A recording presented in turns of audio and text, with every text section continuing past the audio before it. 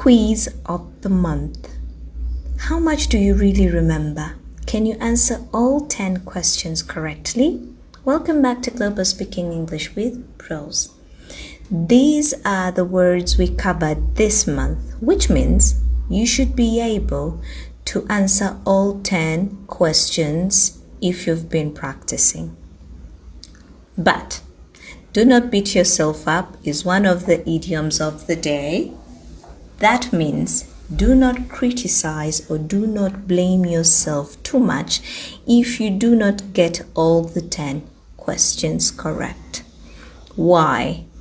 This is the second idiom of the day, because practice makes perfect. What does that mean? If you do something over and over again, it means you will get perfect at it one day.